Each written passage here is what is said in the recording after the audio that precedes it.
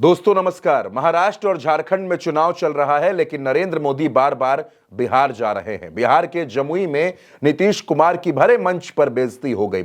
इतना बड़ा अपमान हुआ कि जेडीयू के लोग भी अब नीतीश कुमार की तरफ देख रहे हैं कि आखिर नीतीश कुमार इतने अपमान के बाद अब क्या करेंगे। नीतीश कुमार बार बार ये कहते हैं कि हमसे 2 बार गलती हुई, हम इधर उधर हो गए। हालांकि वो ये नहीं बताते हैं कि किधर हो गए और किधर नहीं होना था। वो बार बार कहते हैं कि अब हम इधर ही रहेंगे, अब हम कहीं नहीं जाएंगे। प्रधानमंत्री नरेंद्र मोदी जमुई में थे। जमुई में नरेंद्र मोदी मंच पर बैठे थे और नीतीश कुमार बोल रहे थे। नीतीश कुमार ने फिर से अपना वही राग अलापना शुरू किया कि हम आपके साथ थे, हम आपके साथ हैं और आगे हम कहीं नहीं जाएंगे, ये हम आपको भरोसा दिलाते हैं। और जब नीतीश कुमार एक तरह से पछतावे की मुद्रा में थे, एक तरह से सॉरी ही बोल रहे थे, तो नरेंद्र मोदी ठहाके लगाकर हंस रहे थे। दोस्तों, आमतौर पर आपने नरेंद्र मोदी को इस तरह मंच पर हंसते हुए नहीं देखा होगा, लेकिन जब नीतीश कुमार अपनी बेबसी रो रहे थे तो नरेंद्र मोदी ठहाके लगा रहे थे। इसके पहले भी नीतीश कुमार ने दरभंगा में नरेंद्र मोदी के पैर छू लिए थे तो आरजेडी ने भी इस पर तंज कसा था। और अब एक बार फिर नीतीश कुमार नरेंद्र मोदी के सामने ऐसा लग रहा था जैसे गिड़गिड़ा रहे हैं। क्या कुछ हो रहा था मंच पर, आप सबसे पहले वो देखिए, उसके बाद इस खबर के बाकी पहलुओं पर भी बात करेंगे। मैं इतना ही पुनः कह देता हूं कि वो और हम लोग सब दिन के लिए इनके साथ रहेंगे। बीच में गलती हुआ, बीच में गलती कर दिया हम ही लोगों के यहाँ का कुछ लोग, हम लोगों ने तय कर दिया कि ये गलती नहीं, हम लोग तो शुरू में थे। श्रद्धे अटल बिहारी वाजपेयी जी थे, उन्हीं के साथ थे, उनकी सरकार में थे, बाहर भी हर तरह से थे। आई बीच में बेमतलब का कुछ काम इधर उधर लोग कर दिया था, लेकिन ये सब संभव नहीं है। अब कभी भी नहीं, हम लोग शुरू से ही काम कर रहे हैं। तो दोस्तों, देखा आपने कि किस तरह से नीतीश कुमार नरेंद्र मोदी के सामने नतमस्तक से नजर आ रहे थे और नरेंद्र मोदी ठहाके लगा रहे थे।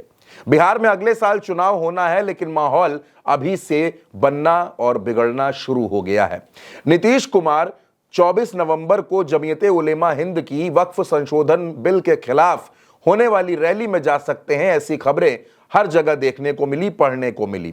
और इसी के बाद अचानक जेपी नड्डा 7 और 8 नवंबर को पहुंचते हैं पटना और 13 तारीख को नरेंद्र मोदी दरभंगा और 15 तारीख को जमुई पहुंच जाते हैं। शायद ये नीतीश कुमार पर ही दबाव बनाने की कोशिश थी और इसी बीच नीतीश कुमार के करीबी संजीव हंस पर शिकंजा कसता है। उनकी पत्नी से भी, मोना हंस से ईडी पूछताछ करने की तैयारी करती है, तो सिंगला ग्रुप के कई लोगों को ईडी कोर्ट में पेश करती है और उनको न्यायिक हिरासत में भेज दिया जाता है। ये तमाम घटनाएं, ये तमाम खबरें मैं आपको इसलिए बता रहा हूं ताकि आप ये समझ सकें कि आखिर नीतीश कुमार किस दबाव में हैं।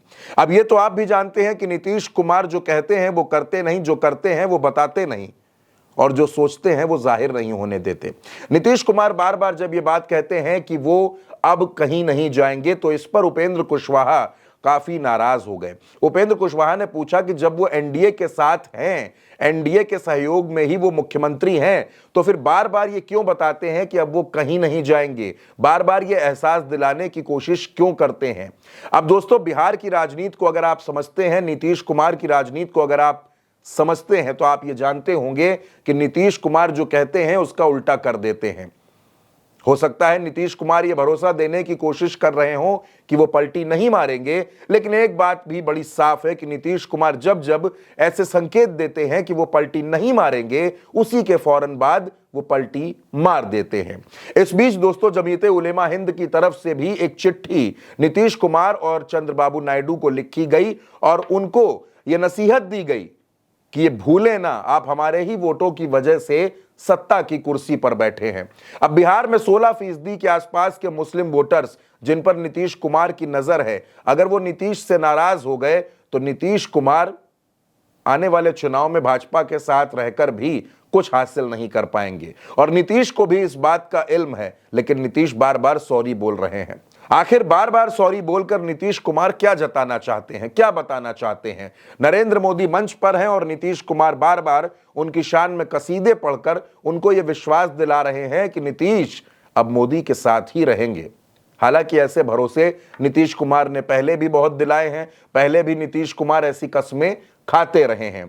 तो क्या ये कहीं नीतीश कुमार के मन का कोई डर तो नहीं कि मनी लॉन्ड्रिंग के केस में जांच की आंच नीतीश कुमार तक भी पहुंच जाएगी? और अगर ऐसा डर है तो क्या इसी वजह से नीतीश कुमार बार बार सॉरी बोल रहे हैं, बार बार वो नरेंद्र मोदी को ये भरोसा दे रहे हैं कि वो कहीं नहीं जाएंगे? या फिर नीतीश कुमार इन सब से अलग सोच रहे हैं? नीतीश कुमार कुछ ऐसा करने वाले हैं जो 24 नवंबर के बाद महाराष्ट्र से लेकर दिल्ली और दिल्ली से लेकर पटना तक की सियासत में सियासी भूचाल ला सकती है। दोस्तों, इस खबर पर आपकी जो भी राय हो, जो भी प्रतिक्रिया हो, अपनी राय हमें कमेंट बॉक्स में जरूर बताइएगा और उल्टा चश्मा यूसी को सब्सक्राइब जरूर करिएगा।